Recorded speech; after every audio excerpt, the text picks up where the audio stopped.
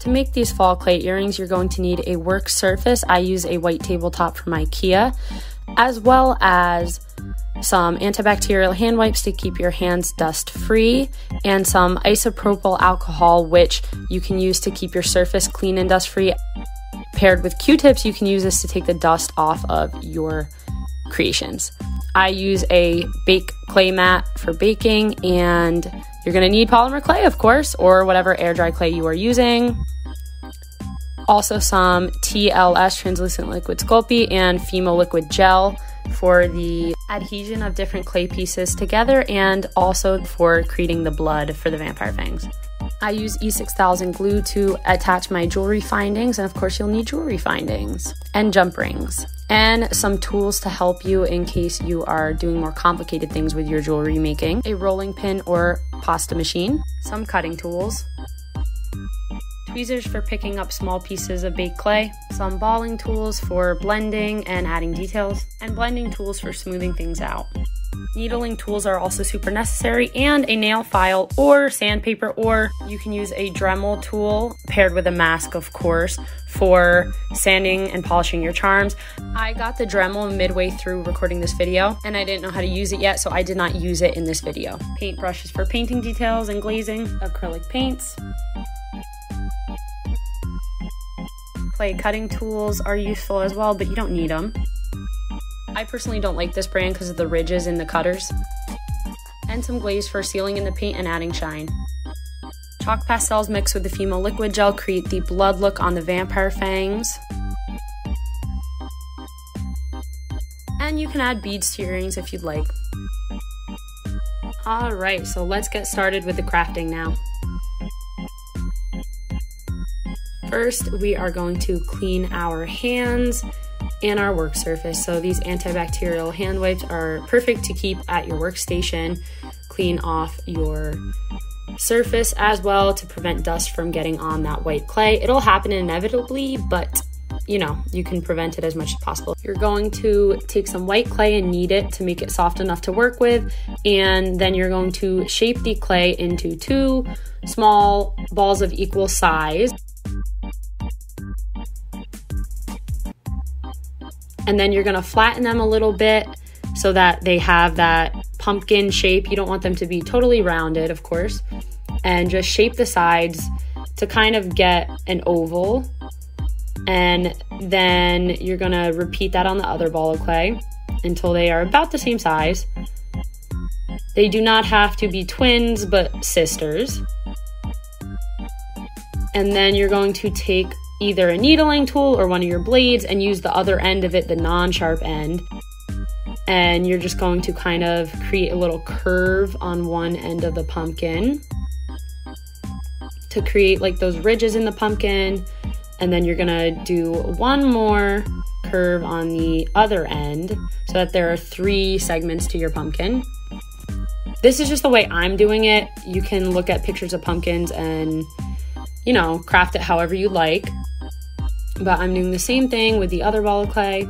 And now I have to kind of smooth out those lines that I've created because they are not perfect. So I've got my blending tool and I am kind of just lightly blending the edges of the lines just to make it look better. And now for these white pumpkins, I'm going to be cutting the ends off of these eye pins because they have a nice gold color. So I'm gonna line them up 3 by 3 and use that to make the stem. Of course, you can use clay and paint it gold, or use gold clay or whatever color clay you'd like to make the stem of the pumpkin. This is just an idea I had and a look that I'm going for with these specific earrings. So I'm adding TLS to them and then just putting them into the clay, and the TLS will just make sure that the eye pins stay in there after baking.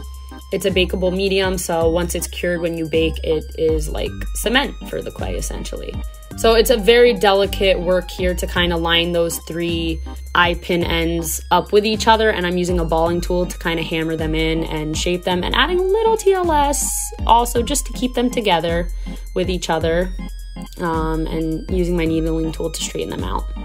So I'm going to repeat the same process with the other pumpkin, and here is how they turned out. So use the alcohol and the Q-tip to take any dust off of the unbaked clay. And they're clean, and now it is time to bake. So I am using a measuring tape to measure how thick the clay creations are to bake them according to packaging instructions, which you can see me setting up here. And voila, they are done being baked. And now I'm going to paint on the details to both of these pumpkins. As you can see, I made an orange pear as well. I'm using raw sienna to paint the stems of the orange pumpkins. I'm going for a more natural pumpkin look on these ones. And I'm doing 2 coats on each stem. And then for the white pumpkin, I'm painting some gold detailing with Craftsmart gold paint.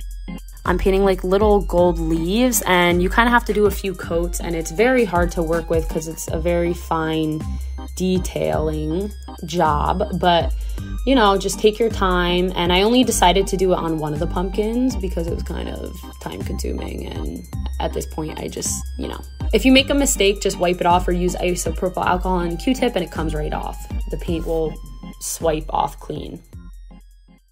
While those dry, let's start the next pair of earrings, and this is going to be the Vampire Fanged earring set. So I'm starting off by rolling out some red clay and using my needling tool to kind of just shape out a mouth shape. You can also use your X-Acto knife for this if you'd like, or whatever cutting tool you're using.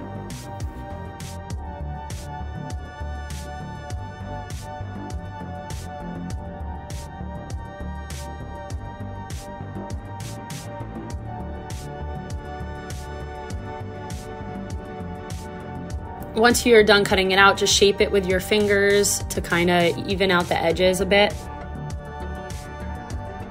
And then I'm scoring the edges of each of the set of lips just to kind of see where I want to start cutting from to make the opening of the mouth where the fangs and the blood will go.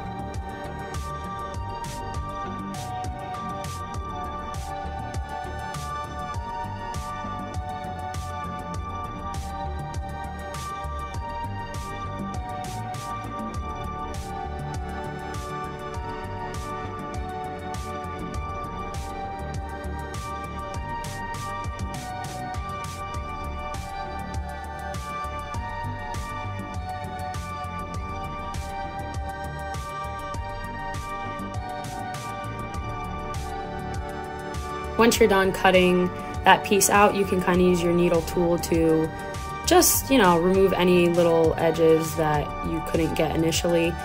And then you're going to use your blending tool to blend out those uneven edges.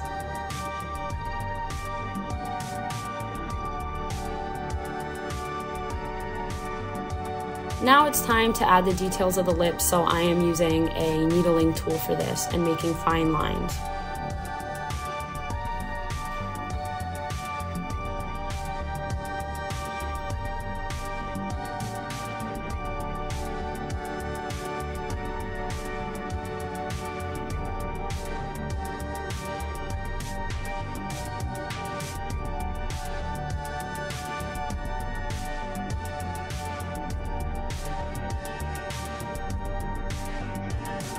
Now it's time to line the back of these earrings, so just roll out some black clay and then put your lips on top of it and press them down so that they stay stuck. You can use TLS here too to make sure the back sticks to the lips, and then just use your needle tool to kind of cut around the lips and make sure you're getting the right shape for the backing.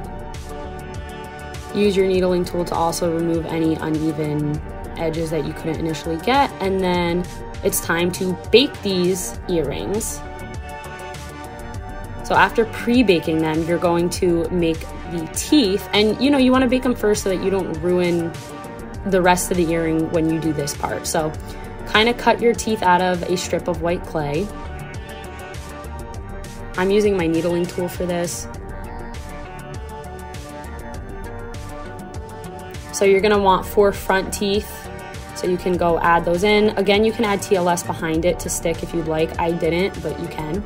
And then you can use your balling tool to add like the bottom of the teeth details and to make them, you know, stick a little better to the back. And then you're gonna roll out some fangs and cut them and add them to your piece. Make sure to press them in so they stick, and like I said, you can use TLS for that part. I really don't know why I didn't, but my earrings are holding up pretty well without it, so it's okay if you don't use it. To make the blood, you're gonna use your Fimo liquid gel along with some chalk pastels. I'm using red, black, and a brownish color, so just kind of shade the pastels into the loose form.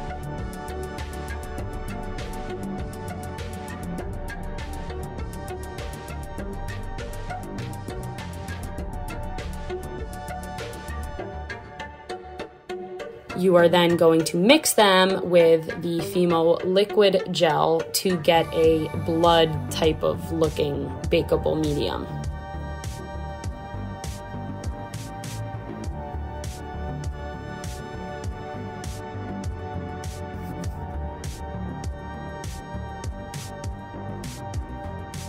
Then you can use your balling tool to pick up some of the Fimo liquid gel and apply it to the fangs and the lips. You're trying to mimic making the blood look like it's dripping down from the fangs, so that's why I'm kind of making these droplets coming down. You can also apply it to the teeth too.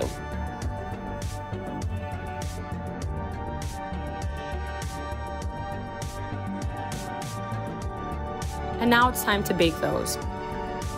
Meanwhile, we can start our witch earrings by cutting some ovals out of some purple clay. I also cut some circles at first because I was going to add them to the earrings but decided against it later on. Then once you have all your pieces, you are going to poke holes in the tops and the bottoms if you want to add some dangly pieces from earrings, if not only the tops. And once you bake them, you are going to clean up the edges by sanding them. And definitely use a mask when doing so. And then you can get to painting on your details. So I just kind of looked at a picture of a witch off of Google and then just mimicked that. I used some gray paint to outline the hat.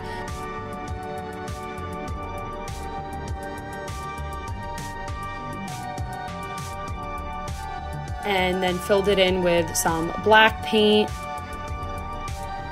And then I used green and then other paints to add the details, but I stopped filming, so now it's time to glaze those witches.